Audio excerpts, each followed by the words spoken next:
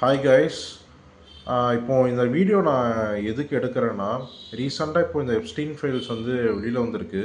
நீங்கள் பார்த்தீங்கன்னா அந்த எப்ஸ்டீன் ஃபைல்ஸில் வந்து இந்த மிகப்பெரிய பணக்காரங்க எல்லாம் வந்து அவங்களோட பேர்லாம் அடிபட்டிருக்க, அவங்க பண்ண நிறைய தப்பான விஷயம், இந்த சாத்தானிக் ப்ராசஸ்ஸு அந்த மாதிரி நிறைய விஷயம்லாம் வெளியில் வந்திருக்கு.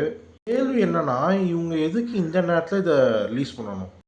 இதை ரிலீஸ் பண்ணுறாங்கன்னா இதை விட ஏதோ ஒரு பெரிய விஷயம் அவங்க பண்ண போகிறாங்கன்னு தானே அர்த்தம். ஆக்சுவலி ஒரு சின்ன ஃப்ளாஷ்பேக் போகலாமா?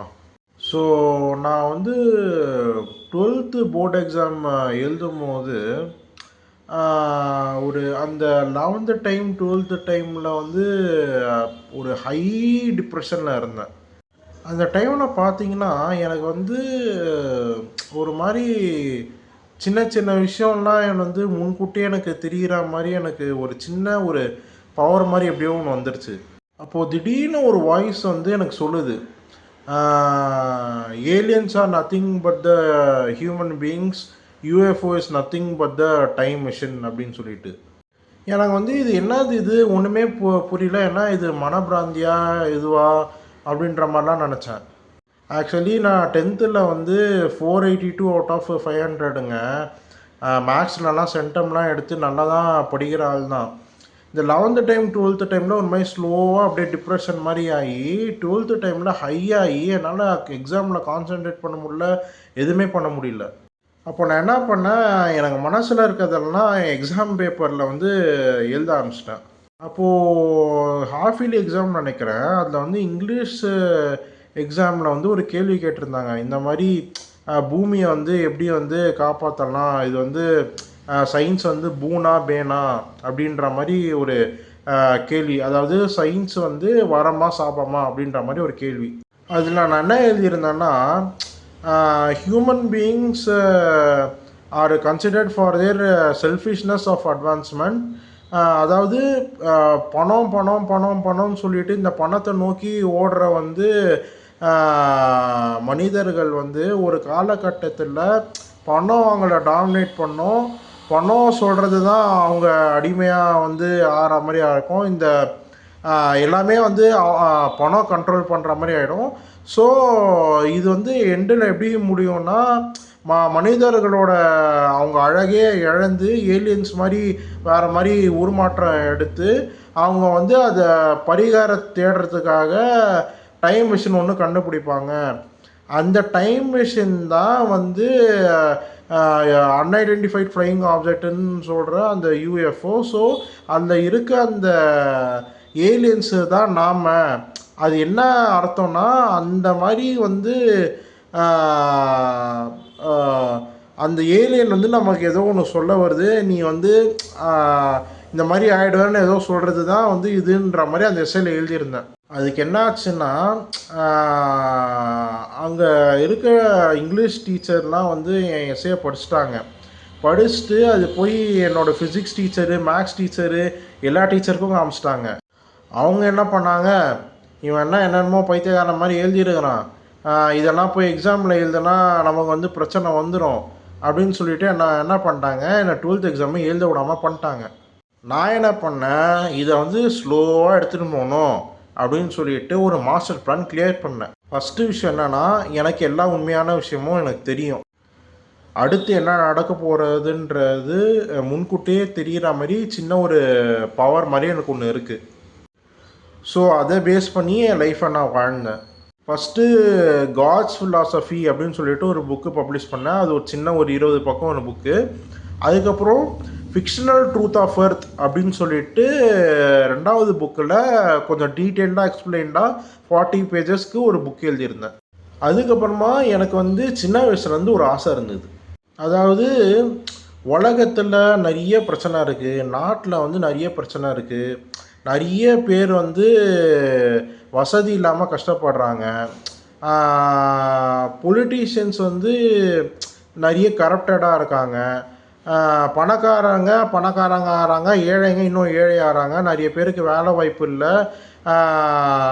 இந்த மாதிரி நிறைய ஒரு பிரச்சனை இருக்குது. நாடு நம்ம இந்தியன் கண்ட்ரிலேயே வந்து ஒரு ஒரு ஒரு மாதிரி அன்ஸ்டேபிளாக இருக்குது, உலகமே அமைதி இல்லாமல் இருக்குது, இந்தியா அமைதி இல்லாமல் இருக்குது அப்படின்னு சொல்லிட்டு எனக்கு சின்ன வயசுலேருந்தே அந்த எண்ணம் இருக்குது. இதெல்லாம் எப்படி சரி பண்ணணும் அப்படின்ற ஒரு இது எனக்கு சின்ன வயசுலேருந்தே இருந்திருக்கு. எனக்கு ஆக்சுவலி வந்து இதெல்லாம் எப்படி சரி பண்ண போகிறேன் அப்படின்றது எனக்கு சின்ன வயசுலேருந்து தெரியல. ஆனால் ஏதோ ஒரு விஷயம் வந்து நான் பண்ணணும் அப்படின்றது மட்டும் எனக்கு தெரியும். ஏதோ ஒரு விஷயத்துக்காக இந்த பூமிக்கு வந்திருக்கேன். என்னமோ ஒரு பிரச்சனை இந்த பூமிக்கு நடக்க போகுது, இந்த பிரச்சனை நடந்துட்டுருக்கு, இதெல்லாம் வந்து சால்வ் பண்ணணுன்ற அந்த ஒரு தாட் ப்ராசஸ் சின்ன வயசுலேருந்தே எனக்கு இருந்திருக்கு. நான் என்ன பண்ணேன், சரி ஓகே நமக்கு தான் இந்த பவர் ஒன்று இருக்குது, நம்ம தான் எல்லாமே முன்கூட்டியே தெரியுது. அதாவது நான் என்ன பண்ணேன், இந்த பவர் கூட நான் கனெக்ட் பண்ண ட்ரை பண்ணேன். நான் கேட்டேன், சரி ஓகே இந்த மாதிரிலாம் பிரச்சனை இருக்குது, நீ என்னமோ வந்து எனக்கு சொல்லிகிட்டு இருக்க, நீ சொல்கிறது வந்து எனக்கு புரியல.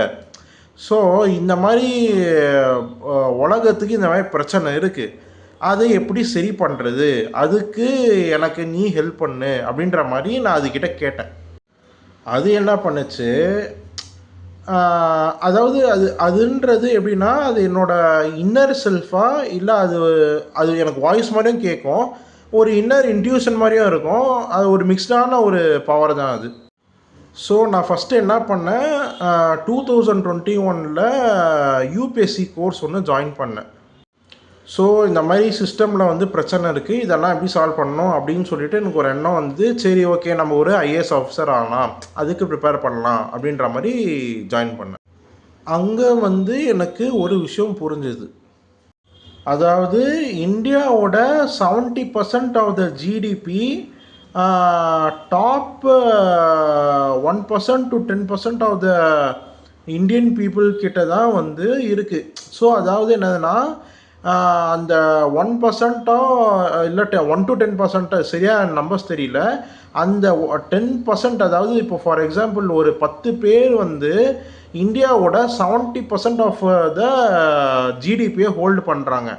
அப்போது பிரச்சனை எங்கே வருதுன்னா, அவங்க அவ்வளோ ஜிடிபி ஹோல்ட் பண்ணுறாங்கன்னா, நம்ம நாடு வந்து இன்னும் இந்த நிலைமையில் இருக்க, நிறைய பேர் ஏழையாக இருக்காங்க, நிறைய பேர் வந்து வாழ்வாதாரத்துக்கே கஷ்டப்படுறாங்க. அப்படின்ற போது அவங்க வந்து ப்ராப்பரான டேக்ஸ் வந்து கட்டுறாங்களா இல்லையா அப்படின்றது ஒரு கேள்வியாக இருக்குது. ஸோ இந்த விஷயம் தெரிஞ்சதுக்கப்புறம் நான் என்ன பண்ணேன், என்னோட எக்கனாமிக் டீச்சரு அவர் வந்து நல்லா எடுத்தார். அவர் தான் இந்த விஷயம்லாம் ஓகே சொன்னார். நான் அவர்கிட்ட கேள்வி கேட்டேன், சார் அப்போ ஏன் சார் வந்து இந்த மாதிரி டேக்ஸ்லாம் யாரும் சரியாக கட்டுறதில்ல அப்படின்னோடனே அவர் என்கிட்ட சொன்னார், நீ வந்து என்னன்னா போய் ஒரு கம்ப்ளைண்ட் கொடு அப்படின்னு சும்மா ஒரு ஜாலிக்கு ஃபன்னாக சொல்லிட்டாரு.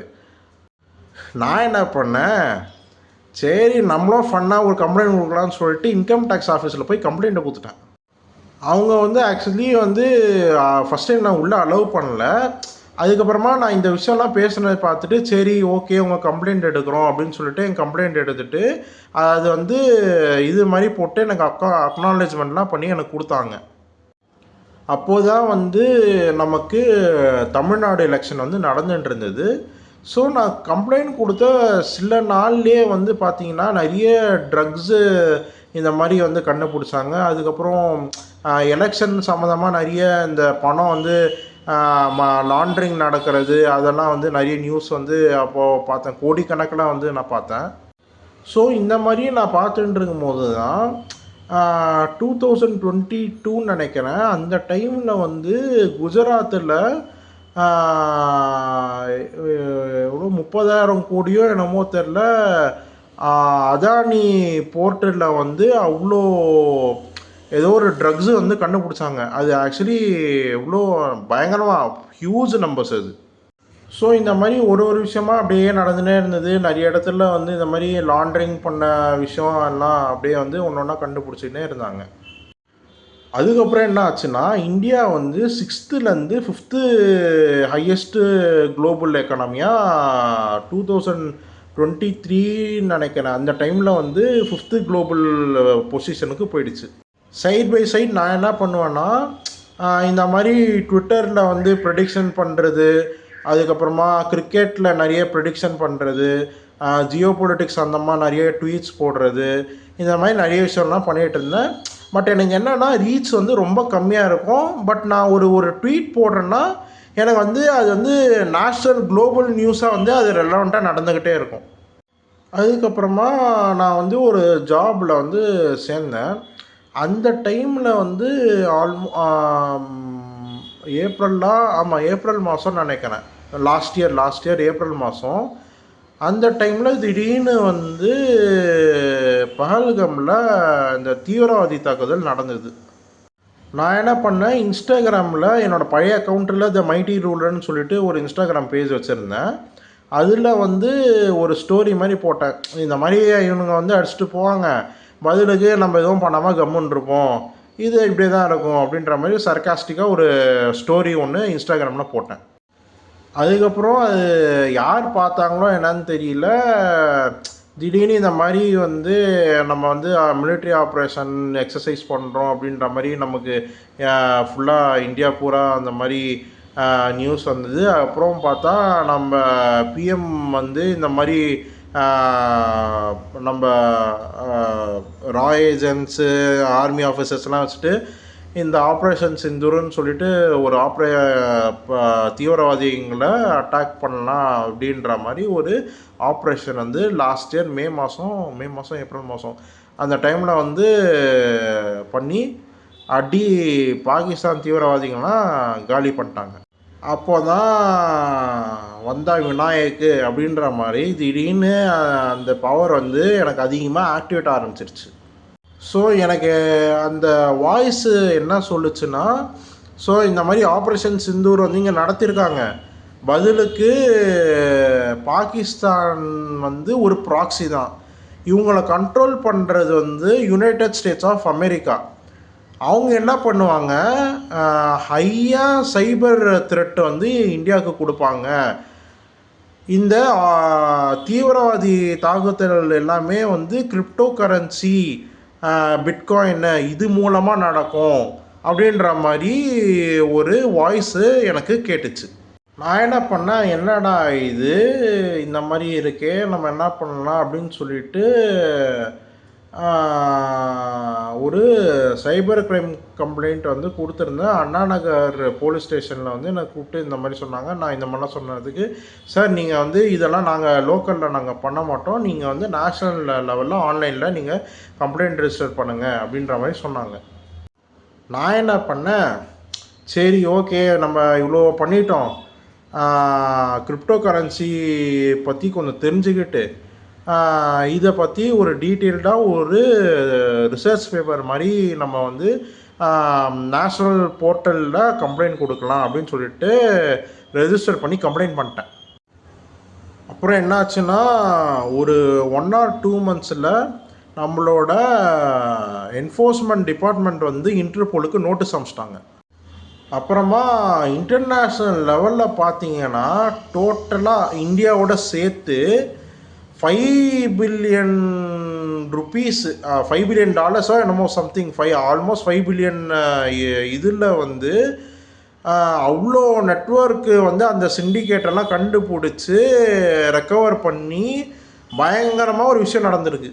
ஸோ இது எல்லாமே வந்து நான் ஒரு அப்டேட் மாதிரி சொல்லிவிட்டு நான் என் இன்ஸ்டாகிராம் போஸ்ட்டில் போட்டுட்ருப்பேன்.